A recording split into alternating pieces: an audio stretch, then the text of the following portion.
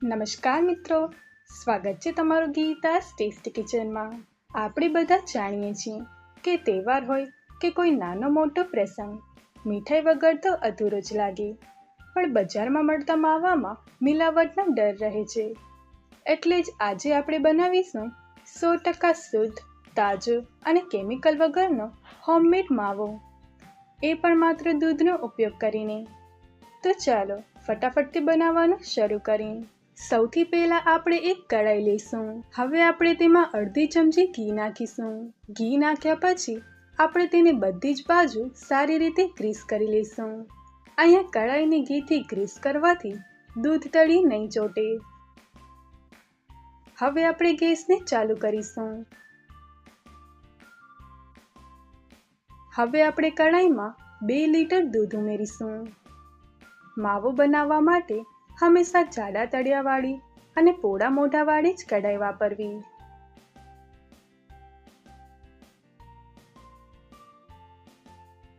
અહીંયા આપણે દૂધને ઉકળવા દેવાનું છે।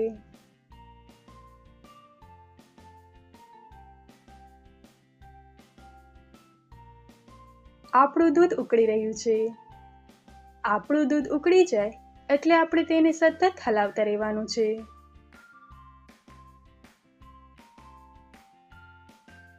અહીંયા આપણે દૂધને સતત હલાવતા રહેવાનું છે।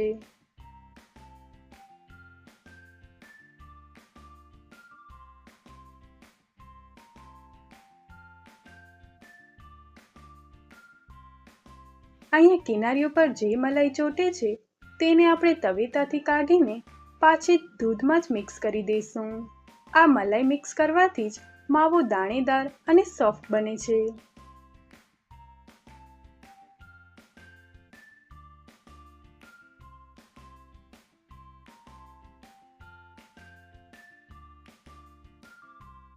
જુઓ, લગભગ 45 થી 50 મિનિટ પછી દૂધ ઉકળીને એકદમ ઘાટી રબડી જેવું થઈ ગયું છે।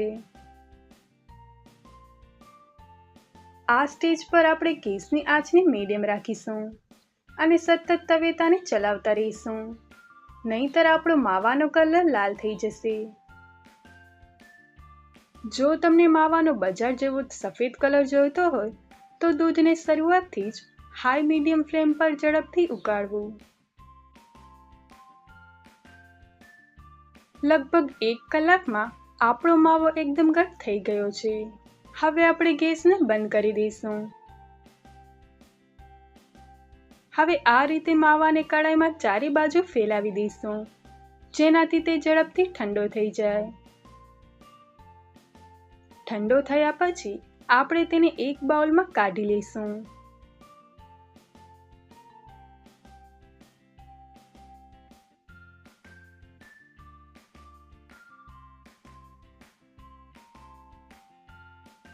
હવે આપણે તેને 1 કલાક માટે ફ્રીજમાં સેટ થવા માટે મૂકી દઈશું। જુઓ, 1 કલાક થઈ ગઈ છે। હવે આપણે તેને ફ્રીજમાંથી બહાર કાઢી લીધો છે। જુઓ, ફ્રીજમાંથી કાઢ્યા પછી આપણો શુદ્ધ માવો એકદમ પરફેક્ટલી સેટ થઈ ગયો છે। આ માવામાંથી તમે ગુલાબજાંબુ, પેંડા કે બરફી બનાવી શકો છો। જ્યારે ઘરમાં જ આવો ચોખ્ખો અને મિલાવટ વગરનો માવો બની જતો હોય તો બજારમાંથી શા માટે લાવવો? તમે પણ આ રેસીપીને ઘરે ચોક્કસથી ટ્રાય કરજો અને મને કોમેન્ટમાં જણાવજો કે તમારો માવો કેવો બન્યો।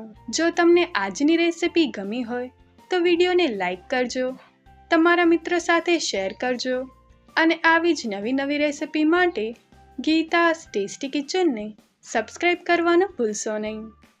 ફરી મળીશું એક નવી રેસીપી સાથે। Thanks for watching.